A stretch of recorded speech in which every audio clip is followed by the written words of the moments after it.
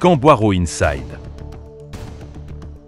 La cabine technique de Boiro est en réalité une cabine de torture pure et dure pour obliger les détenus, en majorité innocents, à enregistrer la vérité du ministre.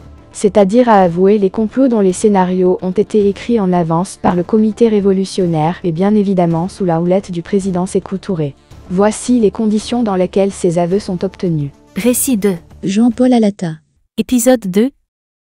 Bien, voici la lettre. Mon cher Alata, je suis navré de ce qui t'arrive. Tu dois bien t'en douter. Je ne puis me désintéresser de ton sort. Si tu veux encore servir la révolution, aide-moi à trouver la vérité. Ne me cache rien de ce que tu as fait. Pense à ton épouse, à tes enfants et à moi-même qui voudrais, si tu t'en montres digne par le courage avec lequel tu feras ton autocritique, te conserver, intact, toute mon amitié. Bien fraternellement. Signé Sékou Touré. Camp Boiro Inside. Les larmes affluent à mes yeux. Je suis brisé, d'un seul coup. Jusque-là, j'étais resté tendu comme un ressort, déterminé à refuser toute compromission. Le ton de cette lettre me terrasse. J'acquiers la certitude que mon ami Sékou Touré m'a sacrifié, délibérément, qu'il a consenti que je serve des plans ambitieux et tortueux, qu'il a même accepté la torture que je viens de subir. Je regarde Ismaël. Pourquoi me demande-t-il de penser à mon épouse, à mes enfants? Que entend-il par là? Ne faites pas l'idiot. Quand vous avez lu cette lettre, votre attitude m'a éclairé. Le président est persuadé qu'il existe entre vous une très réelle amitié, depuis 20 ans. Je ne le croyais pas et ai soutenu le contraire. Maintenant, je suis tenté de l'admettre. Le président reste cependant un homme d'État et, autour de lui, nous sommes décidés à régler définitivement tous les problèmes. Oui, pensez à votre fils que je suis déterminé à amener ici si vous vous obstinez à nous résister, si vous faites fi de cette amitié qui s'offre à nouveau. Il s'arrête quelques secondes, baisse la tête, hésite, reprend enfin. Je le ferai même s'il me l'interdit. Je me suis peut-être trompé sur votre compte. Il est trop tard maintenant pour redistribuer les jeux et effacer le passé. Il faut aller de l'avant. Nous pouvons faire en sorte, tous deux, que ce passé même serve la révolution, sauve la cause que votre ami défend depuis tant d'années. C'est en ce sens qu'il vous demande de penser aussi à lui. Il s'arrête encore. Je ne retenais plus les lourdes larmes qui consommaient ma défaite. Devant ce chantage à la famille et à l'amitié, je me sais désarmé. Ismaël reprend d'un ton très bas. Vous venez de faire un beau barreau d'honneur. Beaucoup ne sont pas allés si loin. Ils ont cédé dès qu'ils ont vu les cordes. Ils n'ont même pas attendu qu'on les lie. Pensez maintenant à votre véritable devoir, envers les vôtres, envers votre ami. Vous voyez, j'ai renvoyé Sédou. Je le sais trop hostile. Je ne voulais pas que son influence fût néfaste. Que décidez-vous? Je poussai un long soupir. Adieu la vie, adieu la liberté, Ténin et l'enfant que je ne connaîtrai pas. Je vais engager le coup dans un nid coulant et la corde est tenue par cet homme, devant moi. Malgré ces paroles lénifiantes, je ne suis pas dupe de la haine qui transsude de chacun de ses pores. Mais que faire? Laisser arrêter Jean-François? Laisser jeter Ténin à la rue dans son état? La réduire à la mendicité? À la prostitution? Il est tellement évident maintenant que le président Sékou Touré m'a abandonné à la meute. Que voulez-vous exactement de moi? Je suis prêt à signer la déclaration que vous préparerez. Ismaël se redresse avec un sourire radieux. Il me regarde longuement et, ma foi, je ne comprends plus. Il me semble, à cet instant, que la latitude du triomphe vient d'éteindre, d'un coup, la haine que cet homme nourrissait en lui. Son regard prend, en quelques secondes, une autre expression. Camarade Alata, maintenant, tu redeviens pour moi un camarade de combat. Camarade Alata, j'ai préparé une déclaration en ton nom. Nous allons la revoir ensemble, la retoucher. Tu y apporteras quelques détails que je ne saurais connaître et qui l'authentifieront mais, avant, ou l'arrêt, va chercher du café au lait chaud et du pain. Me blâme qui voudra, qui, surtout, n'a pas connu cette sensation de vide total que provoque un jeûne absolu de 6 jours, j'absorbe mon déjeuner de grand appétit. Chaque bouchée de pain, largement imbibée de liquide bien chaud, je la sens descendre à l'estomac et répandre des ondes de chaleur jusqu'aux orteils. Je me débrouille comme je le peux, coinçant le pain entre le dos de mes mains et me jure, ce jour-là, de respecter toute nourriture que la destinée me réservera. C'est terminé. Je repousse mon pot émaillé. Le ministre qui m'a regardé paternellement durant tout ce repas sourit, et nous pouvons travailler maintenant. Camp Boiro Inside. À travers la table, il pousse vers moi une liasse de feuillets. Prends connaissance, camarade. Qu'en penses-tu? J'ai laissé quelques blancs. Il s'agira de les combler judicieusement. Je lis et ne peux retenir, à plusieurs reprises, des sursauts. Je relève la tête, rencontre le regard curieux d'Ismaël, hésite puis poursuis ma lecture. Ahurissant. Dans ce document, je m'accuse de tous les péchés d'Israël. J'ai trahi la révolution, n'ayant, en fait, intégré le mouvement que pour l'espionner pour les autorités françaises. J'ai dirigé les actions des ennemis du parti, de l'extérieur comme de l'intérieur, les ai renseignés sur les moindres actes ou paroles du président. Quant à la récente agression portugaise, non seulement, j'avais préparé l'opération mais devais y jouer un rôle actif. Les lacunes volontairement disséminées dans le texte ne concernent que des détails comme des lieux de rendez-vous, voyages à l'étranger, événements personnels m'ayant touché et obligé de modifier mes plans. Enfin, pour couronner le tout, je racontais avoir usé de mes postes administratifs successifs, surtout de mon passage au commerce intérieur pour exercer un chantage éhonté sur les commerçants étrangers et m'être ainsi enrichi effrontément. Je prends une profonde inspiration. Il ne peut tout de même pas exiger que je signe un tel tissu de mensonges et d'incohérences. Camboiro Inside. Ne croyez-vous pas que c'est un peu gros, camarade ministre? Vous savez parfaitement que rien de tout cela n'est vrai. En outre, cela paraît tellement invraisemblable. Il rit. Nous ne cherchons pas le vraisemblable. L'expérience nous a, 100 fois, appris que c'est l'invraisemblable qui est souvent vrai. Ce sont les faits de corruption qui te chagrinent? Je hausse les épaules. Même s'ils étaient exacts, vous ne pourriez arrêter tous les fonctionnaires guinéens corrompus, à commencer par les ministres. Le camp ne serait pas assez grand. Le président est au courant de chaque cas.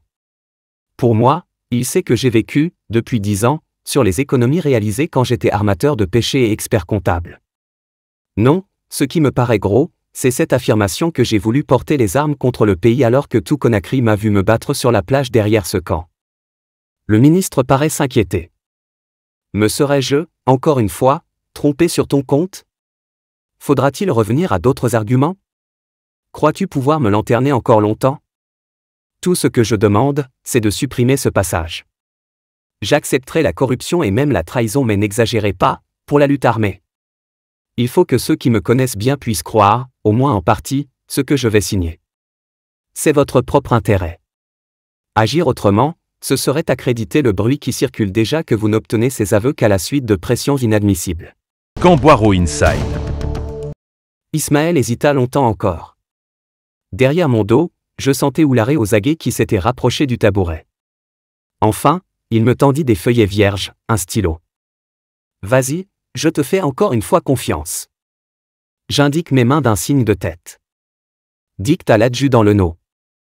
Un second gradé de gendarmerie est apparu dans la pièce.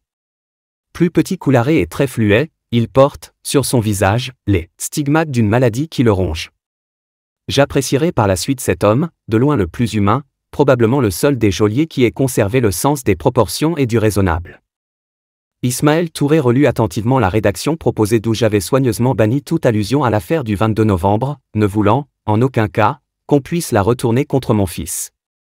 Astucieux mais je suis d'accord. J'espérais beaucoup plus de toi, mais n'insistons pas, pour le moment. Tout fut, dès lors, terminé en 1 heure. J'étais épuisé. Camboiro Inside. La tension nerveuse qui m'avait soutenu se relâchait. Nous nous reverrons très bientôt, promit Ismaël. Maintenant tu peux tout espérer. Oularé raccompagnait notre ami au camp. Faites-le changer de régime. Qu'on le traite bien. Je me levai péniblement pour regagner la jeep. Le déjeuner me semblait bien loin. J'avais terriblement mal à la tête et tout tournait autour de moi. Le ventre était complètement insensibilisé. Si je pouvais mouvoir mes bras avec assez de coordination, les mains, au bout de poignets endoloris, étaient de bois. Le ministre me considéra une dernière fois avec attention. Vous lui ferez donner une autre tenue. Également, n'oubliez pas de le faire soigner. À bientôt. Camboiro Inside. 18 janvier 1971. Le jour se lève quand nous atteignons le véhicule. Mes mains sont libres mais j'en suis bien embarrassé. Ce cauchemar a duré toute une nuit. Je me sens brisé et dans l'incapacité de réfléchir. L'air est frais. La brise marine me caresse le visage. Pour rejoindre le bloc, la voiture passe devant des cases d'habitation. Quelques femmes en tenue légère en sont déjà sorties et s'activent autour des feux. Je ne suis même plus attiré par la joliesse de certaines attitudes, moi qui prenais, autrefois, tant de plaisir à admirer la grâce des Africaines à leur ménage. Le ciel d'un bleu-noir vire lentement au pâle, cela ne m'atteint pas, non plus. J'ai hâte d'être allongé sur le ciment de ma cellule, d'essayer de réfléchir à ce qui s'est passé cette nuit, puis de dormir. Eh bien, je ne dormirai pas à terre. Les consignes sont vite passées et je réintègre le 23 suivi d'un homme de corvée portant un lit pliable et une couverture. J'ai un toit au-dessus de ma tête, un lit et de quoi me couvrir. Pour l'instant, cela me suffit. L'agression, ce serait tout de même un comble de me l'imputer. Tout a commencé, pour moi, par le téléphone. Période de carême. Avec Ténin, nous avons pris l'habitude de le couper chaque soir à tour de rôle chez nos amis Chaloub ou à la maison. La prière est suivie de parties homériques de belote et nous sommes, tous, très loin de toute politique. Pour notre ménage, la vie semblait belle. Les nuages s'amoncelaient bien à l'horizon. Trouver à s'habiller ou même à se nourrir décemment à Conakry devenait un sacré problème mais, enfoncés dans notre bonheur égoïste de jeunes époux, nous nous refusions à ouvrir les yeux. Le petit ventre de ma femme s'arrondissait. Bientôt le 4e mois de grossesse allait se terminer, c'est tout ce qui comptait désormais, je me l'avouais. Encore endormi, je décrochai pour entendre la voix de Jacques, un des rares Européens à avoir servi fidèlement le président. C'est lui qui me signale qu'on tire un peu partout dans Conakry. Exact. Le climatiseur coupé, son ronronnement persistant ne dissimule plus les aboiements rageurs des grenades ou bazookas et les rafales d'armes automatiques. Je ne me souviens plus que de 2 choses précises. Mon appel au président, sur sa ligne directe. Il est 1h du matin environ et la sérénité naît en moi d'entendre sa voix familière, un peu angoissée, refuser ma proposition d'aller immédiatement au palais et me demander de l'aider à tenir les quartiers. Puis il y a l'émoi grandissant de ma femme qui me supplie de ne me mêler de rien. Tu as toujours cru que les Africains étaient bons, sanglote-t-elle. C'est faux. Nous sommes souvent terriblement méchants. Camboiro Inside. Ne t'occupe de rien. Reste avec moi ou c'est sur toi que cela retombera. Enfin, c'est l'agitation confuse. L'alerte de mon cousin René Pori, un métis commandant la milice de Conakry 2. Il n'a pas assez d'armes pour ses hommes. Il faut aller en chercher au camp Alpha Yaya. Avec Zeno, secrétaire général de la section de Ratoma qui est venu me chercher à domicile en jeep, nous montons au camp. À la Fédération, la pagaille est indescriptible. Il n'y a pas plus de 100 miliciens qui ont rejoint le siège et ils s'affolent. Nous ne trouvons au camp que nous ne parvenons à joindre que de longues heures plus tard, que des ordres. Aucun rassemblement n'est terminé. Les sous-officiers perdent la tête. Un seul officier, un jeune lieutenant que je ne connais pas, essaie de mettre un peu d'ordre. Il a l'intelligence d'autoriser Zeno à approvisionner immédiatement le camion qui nous a transportés. Pendant que mes compagnons filent au magasin d'armes, il se confie à moi. Je n'arrive à rien. Les hommes n'ont plus confiance. Ils prétendent que ce sont les Portugais et qu'ils ont tué le président. Camboiro Inside. Et puis, il y a celui-là. De la main il me désigne un grand diable qui se lamente, assis sur le perron. Treillis maculé de sang, visage portant les traces de coups récents. Un île est fermé et du nez cassé coule une mince rigole rouge. Ils se balancent d'un côté à l'autre. Ils sont trop forts. Un cercle de soldats débraillés commence à l'entourer.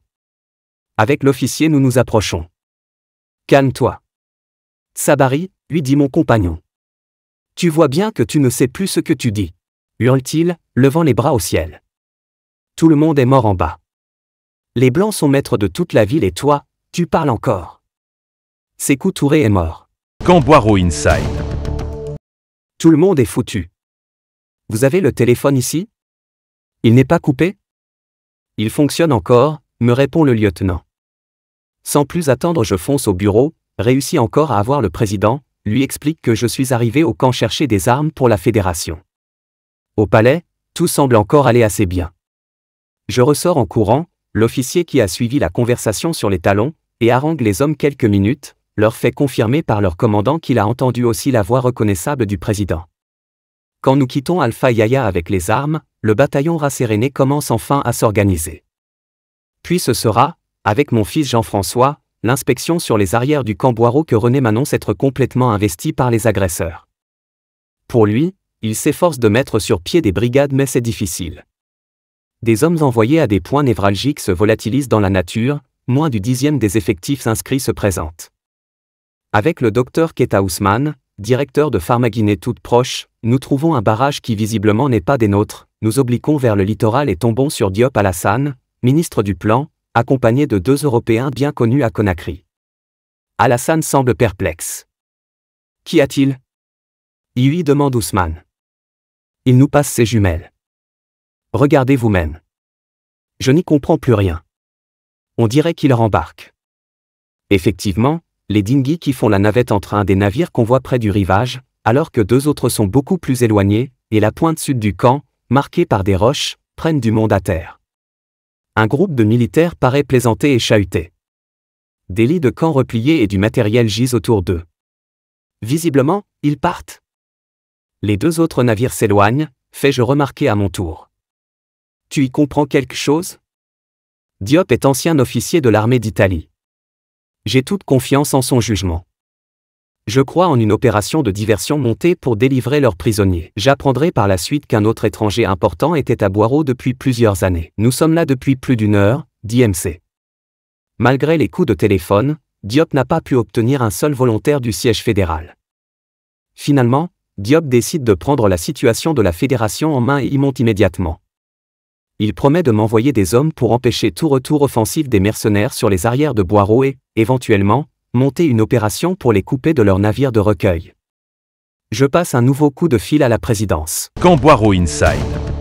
C'est Seyfoulé Diallo que j'y trouve et non plus le patron Sékou. J'apprendrai plus tard qu'on l'a mis en lieu sûr. La détermination d'Alassane est une lourde erreur politique. Il n'est que responsable administratif, simple ministre, pas membre de l'appareil bureaucratique. Impossible d'obtenir un membre du BPN avant 11 h du matin. Malgré tous les efforts de mon cousin Pori, ou bien ils ont disparu de chez eux, ou, comme Ismaël Touré qui m'a interrogé ce soir, ils se terrent sous leur lit et refusent d'en sortir. Kétan Famara consentira finalement à venir à la salle de la fédération, mais il faudra le faire protéger par plus de 10 miliciens en armes et il fera le court trajet accroupi sur le plancher de la Jeep. Les prisonniers politiques, libérés par les mercenaires, ont regagné sagement leur domicile, quand ils en ont retrouvé un. Le seul Camara Sékou, ministre du Commerce intérieur, impliqué tout récemment dans une affaire de détournement jugée trop scandaleuse, et placé, pour cela, au régime politique, s'est présenté de lui-même à la fédération et incorporé librement au petit groupe de commandement qu'Alassane a réussi à constituer. Ce n'est que vers 10 h que la résistance s'organisera réellement, sous l'impulsion de Diop Alassane qui se dépense sans compter.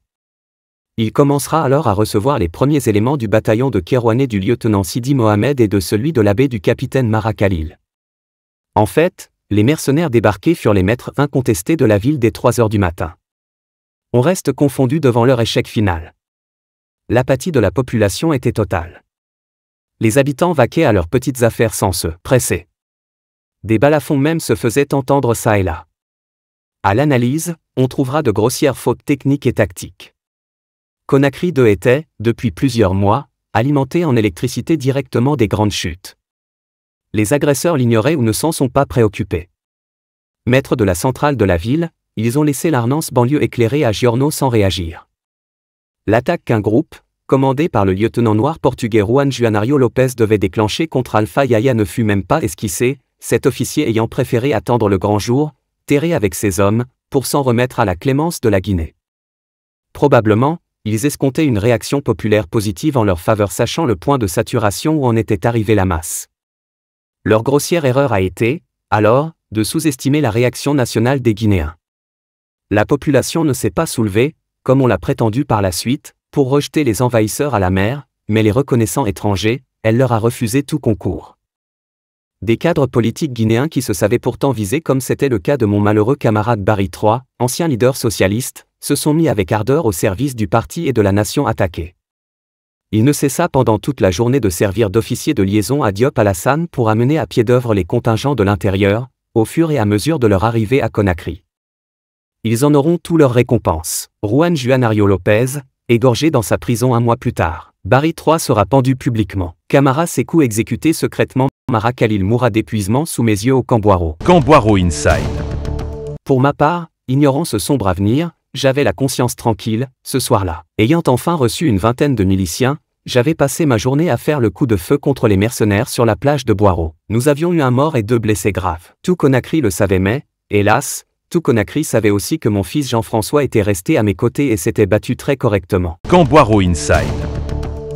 Extrait du livre de Jean-Paul Alata, Prison d'Afrique, 5 ans dans les geôles de Guinée.